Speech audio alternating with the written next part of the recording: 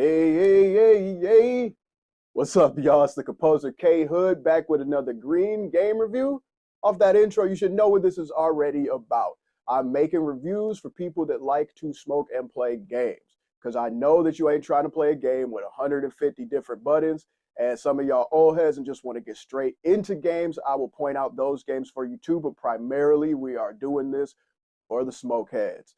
Now, one of my favorite genres for this is beat 'em up games, and today we will be talking about Midnight Fight Express, which is available on Game Pass for the free. One of the best things about the shoot 'em up genre is even though there isn't a lot of buttons, there is a lot of manipulation towards what you can do with moves, especially in the best games, as you can learn the moves as you go on, but you don't need to know all these moves off rip. It just makes it more fun once you learn these moves. A lot of these games come out average because they introduce these moves as a tutorial. So it takes to about level 5 until the game actually starts. So you will see that in my ratings when it comes down to these games. But I'm a 90s kid. Streets of Rage was the first non-sports game that I was really enthralled with. And that was the beginning of me loving beat 'em ups. They're just nice to sit back and play. If you have an arcade stick, they're even more fluid. You can just kick your feet up and everything just runs like water. So let's not waste any more time. Let's get to these reviews because I know you're trying to blow and get to a game. So as I stated, one of the best things to have in a beat 'em up is multiple options for unique controls as you learn as you go throughout the game.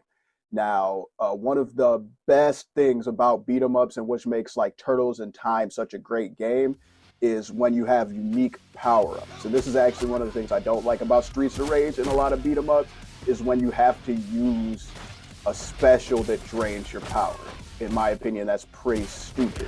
I like having, when you start beating somebody up, eventually a meter fills up as you see on the top right corner of your screen, and then you can do some special crap when that purple meter turns all the way up. Now, as you see, this game does have dialogue boxes. It doesn't have any speech. The music's pretty cool, and the dialogue is actually pretty funny. When I first turned on the game, I wasn't really ready for that because, like I say, when I'm smoking, I'm trying to hear audio. I'm not really trying to read. I'm trying to move through. But it was pretty funny, so I will give the game that. You do have the ability to skip cutscenes, and there is a great deal of option changing that you can do as far as making this game accessible or harder. The default difficulty lets you jump back to checkpoints, but the game is pretty simple doing that. You can make it like an arcade game and make it so you have to go back to the beginning at the end of each time when you die. So stating this, the difficulty settings are really cool, and this definitely makes it cool for old heads. You can turn off enemy attack indicators, you can turn off the rechargeable health, and as I just stated, you can turn off checkpoint. So as far as gameplay, this game does fall into that category where the first couple levels is introducing new things to you. So at first it can be pretty mundane, but I'd say about a level or two in is when it gets fun. And these levels are like 1-2 minutes, so it doesn't take long for this game to get popping. And when you get everything flowing, when you start stealing people's guns and shooting them back and picking up the things that are in the level to pick up and throw at people, it gets a lot of fun. Some of this, the dismemberment is really cool, and some of the graphics are super awesome when the people die. I am not a fan of gore in like movies and things, but in video games, I, for some reason, am really weird, and I love dismemberment. I love games like Cyberpunk and Red Dead Redemption. When I actually shoot somebody, their head fall off. And this game has some pretty cool animation. It doesn't go as far as heads falling off, but like you shoot somebody and you'll see some pretty cool animation. I don't want to ruin too much for you, so you can see them for yourself. Now for the game ranking, let me explain how my reviews go. We go 0 through 5. 0 is trash. 1 is not good. 2 is below average. 3 is fun for some and not for all. You'll have to do more research on your own to see if this game will be good for you. 4 is fun for all that like the genre.